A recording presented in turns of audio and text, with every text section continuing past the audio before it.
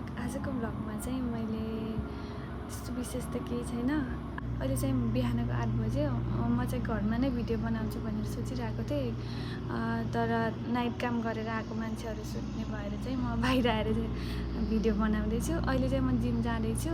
म नेपाल हुँदा पनि जिम जानु मन थियो, तर पैसा पनि हुन्न थियो अनि टाइम भए पनि पैसा चाहिँ हुन्न थियो, त्यही भएर त्यो टाइममा चाहिँ गएन। तर मैले घरमा चाहिँ एक्सर्साइज गर्दै मैले चाहिँ नेपालमै हुँदा पनि 2 वर्ष जति चाहिँ घरमा चाहिँ एक्सर्साइज गर्दै चाहिँ म फेरि जापान आएँ। त्यसपछि कामले गर्दा अनि कलेजले गर्दा चाहिँ एक्सर्साइज पनि गर्न छोडिदिएँ। अहिले चाहिँ कलेज पनि छुट्टी छ, त्यही भएर चाहिँ मैले जिम पनि जोइन भइसकेको छु र आज चाहिँ मेरो फर्स्ट डे हो। स्टुडेन्टहरूको चाहिँ खाने टाइम सुत्ने टाइम मिलेकै हुन्न, त्यही भएर मेरो एकदम हेल्थ कन्डिसन एकदम बिग्रिरहेको छ। मेरो चाहिँ यहाँ डार्क सर्कलहरू पनि एकदम आएको छ। अर्को कुरा केटीहरूलाई एकदम प्रब्लम हुने चाहिँ विदेश आएछ या जुनसुकै ठाउँमा होस्, जापान होस् या जुनसुकै अरू ठाउँमा होस्, खाना सुत्नको टाइम नमिलेपछि पिरियड टाइमहरू पनि चेन्ज भइरहेको छ। त्यही भएर मैले चाहिँ मेरो चाहिँ एकदम धेरै हेल्थ कन्डिसन एकदम बिग्रिरहेको छ। त्यही भएर ठिक गर्नको लागि चाहिँ जिम जोइन गर्छु, एक्सर्साइज गर्छु अनि आफूले टाइमअनुसार खाना खान्छु भनेर आफ्नो हेल्थ अलिक ठिक गराउँछु भनेर जिम जान लागेको हो। मलाई जिम गएर पनि एकदम धेरै त्यो बडी बिल्डर जस्तो शरीर पनि बनाउनु छैन, जस्ट आफ्नो हेल्थको लागि राम्रो होस् भनेर जिम जोइन गरेको। 2 हप्ता पहिला चाहिँ पुरै यहाँ हिउँ थियो, अहिले चाहिँ घाम लागिरहेको छ। 1-2 हप्ता भयो घाम लागिरहेको छ। मौसम पनि एकदम राम्रो भएको छ, बिस्तारै समर पनि आउन लाग्यो।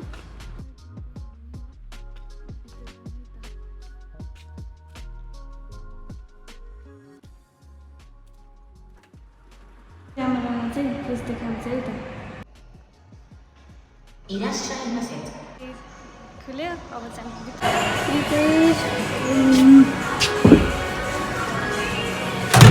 यहाँ चाहिँ कपडा चेन्ज गर्ने ठाउँ हो। म चाहिँ अब यो कपडा चेन्ज गर्छु।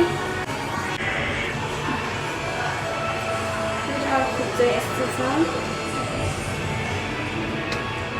फाइनली गाइज, आजदेखि चाहिँ मेरो जिमको जर्नी सुरु भयो। आजदेखि चाहिँ म लगाएर चाहिँ जिम गर्नेछु। पहिला चाहिँ म कति केजी छु भनेर म वेट चेक गर्नेछु। अहिले 56 केजी छु। म चाहिँ कम्तीमा पनि लस गरेर चाहिँ 50 केजी हुन मन छ। अनि जापानमा चाहिँ पब्लिक ठाउँमा चाहिँ भिडियोहरू बनाउन हुन्न, त्यही भएर चाहिँ म सोधेँ। अहिले चाहिँ आफ्नो उसले चाहिँ आफ्नो बनाएको हुन्छ, तर अरू मान्छेको चाहिँ बनाउनु हुँदैन। अनि जिम गर्ने ठाउँमा या कुनै मेसिनरी सामानमा चाहिँ धेरै बसेर बोल्नुहुन्न भनेर भनिरहेको छ। मैले त्यही गर्छु। यहाँ चाहिँ ब्याग राख्ने ठाउँ हो।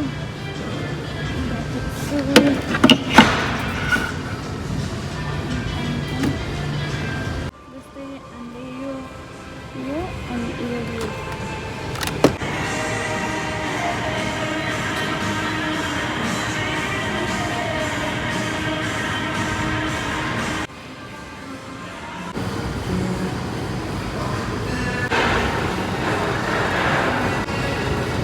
यो चाहिँ उकालो जाने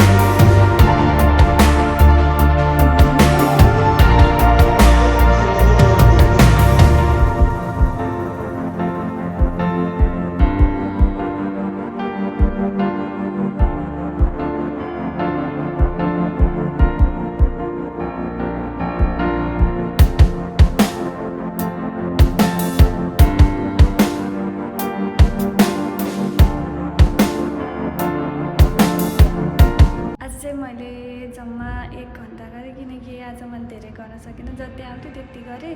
अनि आज चाहिँ हल्का फुल्का गरेँ 1 घन्टा जति मलाई आउँथ्यो म त्यति गरेँ। अनि नेपालमा चाहिँ ट्रेनरहरू नै हुन्छन्, तर यहाँ चाहिँ आफै गर्नुपर्छ। अनि म चाहिँ आज हल्का युट्युबमा भिडियो हेरेको थिएँ, अनि त्यही अनुसारको आफूले जाने जतिको गरेँ। म लिटरली भन्यो भने मेसिनहरूको नाम पनि थाहा छैन।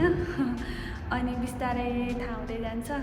अनि आउने जति चाहिँ मैले गरेँ, चाहिँ 1 घन्टा गरेँ। अब भोलि चाहिँ म अलि धेरै टाइम गर्नेछु, अरू नयाँहरू पनि सिकेर आउनेछु, मतलब भिडियो हेरेर फेरि यहाँ आएर गर्नेछु।